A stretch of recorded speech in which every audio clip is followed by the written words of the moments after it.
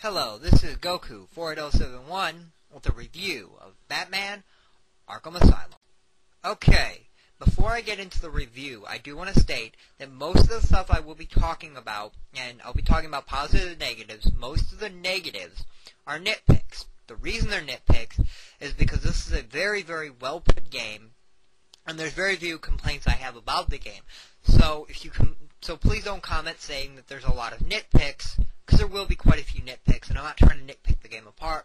I'm just trying to give an accurate review, and this is one of my very first reviews. So please tell me if I do spoilers, because I want to have spoiler-free reviews. So please comment if you see spoilers, and give me a little suggestions how I can remove spoilers, because I'm going to tell you about the story, but I'm not going to get into detail about the story, and this will be mostly spoiler-free. Let's get started. Let's start with story overview. Sorry if I don't go detailed, but I'm trying to do this spoiler-free.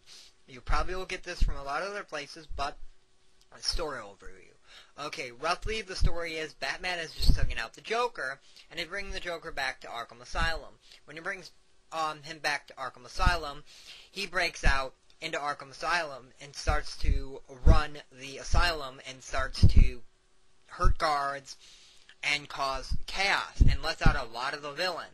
And Batman has to go through the asylum in the longest night in the history.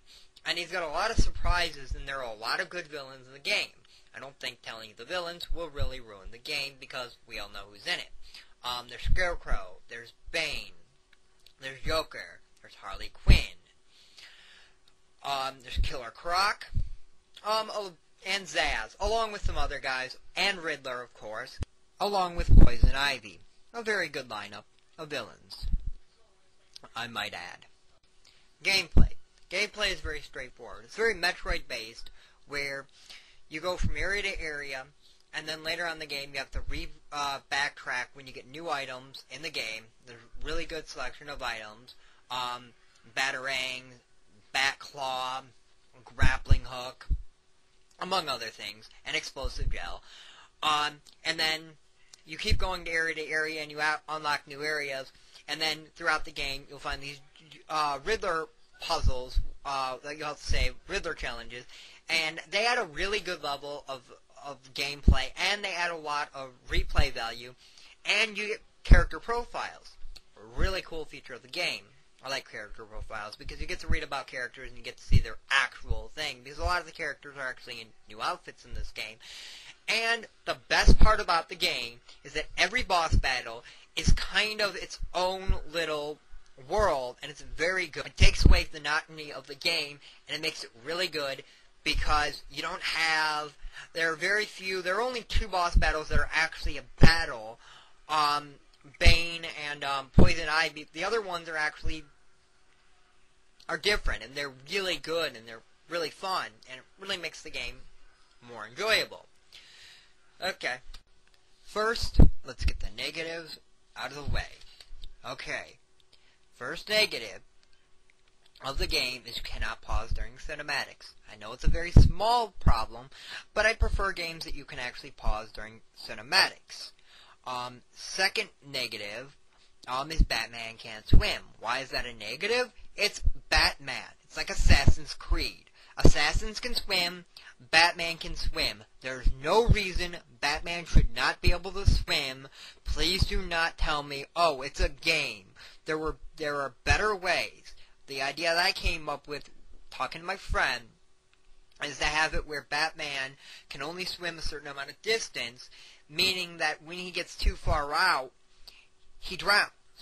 Ultimately, the sewer part wouldn't have worked as well doing it that way, but it's still fine.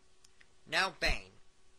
Bane is a great villain. I'm not saying he's a bad villain. He works really good in this game. The problem I have with Bane is the story they're going with Bane. Please correct me, Batman obsession people, if I'm wrong here. But I'm used to Bane. The story I'm used to Bane, and I believe the animated series did it this way, is where Bane is a fairly big guy, about 6 foot tall, about 250. But then when he gets the Venom, he becomes like 300, 350, like 6'5", 7 foot, this gigantic monsters of a creature, but no, they have this really shrimpy 140-pound guy who's 5'6", and I don't really like it that way. That's just how I feel. Sorry if you disagree, but there are also a few areas in the game, not many, luckily, where your body will go through. Like my friend was beating a plant at the end of the game, and there was a gate in the way, and he was on the other side of the gate after he touched the plant. Not a very big problem. It happens. There are very few minor ones, so yeah. Positives. Most of these are also kind of like nitpicks, little minor things that I like, because obviously gameplay is going to tell you how the game is, but things I like.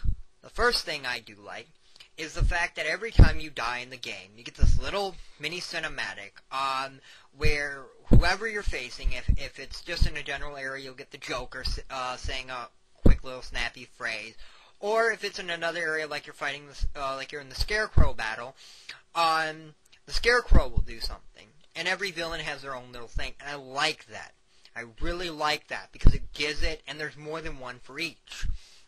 You can skip cinematics, and you can even skip the little dialogue. I found that afterwards, but that's really good. And at the beginning of the game, you can actually walk around the little area when you're taking the Joker in. That's really put in well into the game. The scale of the game is large, the game is big, there's a lot to... thinking it's Arkham Asylum, I thought it was going to be like this little dinky place, but it's actually considerably big, and there's a lot to do. And ultimately, it's a very good game. Must play. I give it a 9 out of 5. Go rent it right now. Stop listening to this. Just go rent it. Have a good day. This is Goku48071 with my first spoiler-free video game review. Please tell me if you think I put in too many spoilers, because I don't think I did, as I was just trying to tell you the overview of the game, and I don't think I ruined the game.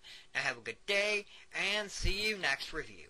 If you like this review, please go see Blows Himself Up Dude. Does a lot of reviews. Not mainly game reviews, but does reviews, and really good reviews, very entertaining, and non-biased reviews, which I hope to do. King 1912. Doesn't have a lot of subscribers yet, more than I do, but he also does very good reviews, and he does theme leaks, and if you start to become a subscriber and you start to comment at the beginning, you can get... He will actually take suggestions, and he's pretty good at actually doing what people recommend him do. I've recommended a couple things for him to do, and he's done that. And Mini Kojo, really good, also will take suggestions, and does really good reviews, does a lot of game reviews, and is always non-biased, and always tells you mainly what they are. It is his opinion, but go see those people. They do his reviews very